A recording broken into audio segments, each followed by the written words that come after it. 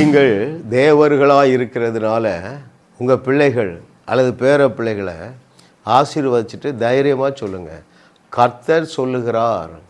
உங்கள் பேரை அல்லது உங்கள் சன்னை எக்ஸாம் எழுத போகிறார் இல்லையா, மேத்ஸ் எக்ஸாம், நீங்கள் என்ன சொல்லலாம், என்ன சொல்ல வேண்டும்?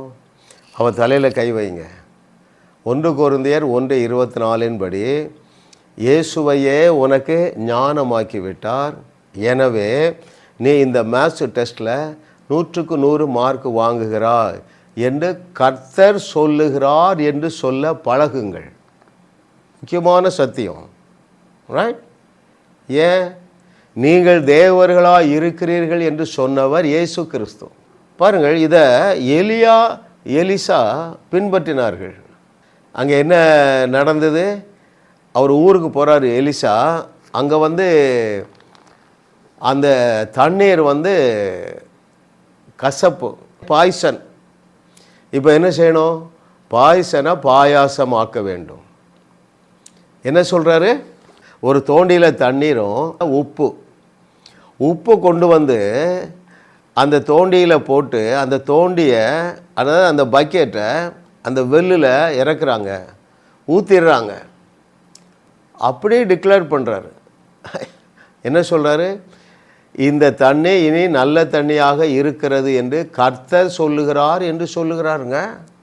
அவன் சொன்னபடியே அந்த தண்ணீர் சுவையுள்ள தண்ணீராக மாறிவிட்டது. இவருக்கு ஒரு தம்பி என்ன செய்கிறான், ஸ்விக்கி பாய் சாப்பாடு கொண்டு வர்றான், ரைட்டா? அவன் டிஃபன் வாங்கிட்டு வரான். டிஃபன் வாங்கிட்டு வரும்பொழுது தலைவரை சுற்றி 100 பேர் இருக்கிறாங்க. அவன் என்ன செய்திருப்பான்னு நான் கற்பனை செய்து பார்க்குறேன். தலைவரை, நீங்கள் பசியாக இருப்பீங்க, உங்களுக்கு சாப்பாடு கொண்டுட்டு வந்திருக்கேன்னு தூக்கி காண்பிருப்பான். வெரி குட் தம்பி, நீ வா, இது எனக்கு ஒருவருக்கு தான் சாப்பாடு கொண்டு வந்திருக்கிறா, இதை நீ எல்லாருக்கும் கொடு, இந்த 100 பேரும் சாப்பிட்டு மீதியான ஆகாரமும் இருக்கும் என்று கர்த்தர் சொல்லுகிறார் என்று சொல்கிறாருங்க. ரைட்? அடுத்த வசனம் சொல்லுகிறது, கர்த்தர் சொன்னபடியே மீதியான ஆகாரம் இருந்தது. அப்போ அருமையான தேவர்களே, நீங்கள் தேவர்களாக இருக்கிறதுனால நீங்கள் பேசுவது கர்த்தர் பேசுவது. இந்த நாலேஜுக்குள்ளே வாங்க, ரைட்? ஒரு சகோதரி என்ன அழைக்கிறாங்க, ஐயா என் மொபைல் ஃபோன் தொலைஞ்சு போச்சு, நான் வர டிராஃபிக்கில் ட்ரைவ் பண்ணிகிட்ருக்கிறேன். ஒரே ஒரு வார்த்தை சொன்னேன், சிஸ்டர் 24 மணி நேரத்துக்குள்ளே உங்கள் தொலைபேசி, உங்களுடைய மொபைல் ஃபோன் உங்கள் கையில் இருக்கும் என்று கர்த்தர் சொல்லுகிறார் என்று சொல்கிறேன். அது என்ன ஆகுது தெரியுமா? ஆண்டவரை கட்டி போட்டுருது. அவருக்கு வேறு வழி இல்லை. அவர் தானே சொன்னார், அவன் சொன்னபடியே ஆகும் என்று. எத்தனை பேர் கவனிக்கிறீங்க? ஐயோ, அப்படிப்பட்ட ஒரு சுவாரஸ்யமான வாழ்க்கைக்கு நான் உங்களை அழைக்கிறேன். நான் பேச வேண்டும் என்று நீங்கள் எதிர்பார்க்கதை விட நீங்களே பேசுங்கள். இந்த கலையை கற்றுக்கொள்ளுங்க.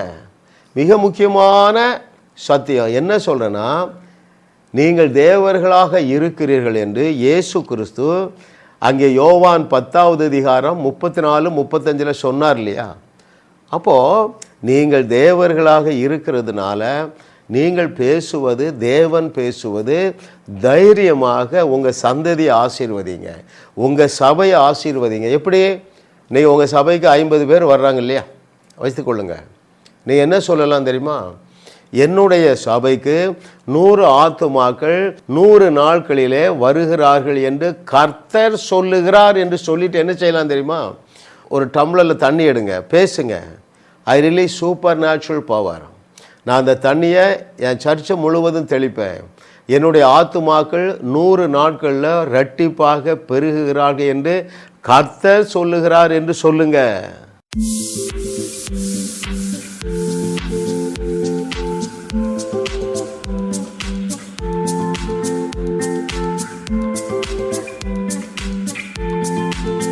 ஜாஸ் மினிஸ்ட்ரீஸ் யூடியூப் சேனலில் தொடர்ந்து செய்திகளை கேளுங்கள், சப்ஸ்கிரைப் செய்யுங்கள், வீடியோக்களை லைக் செய்து பலரோடும் பகிர்ந்து கொள்ளுங்கள்.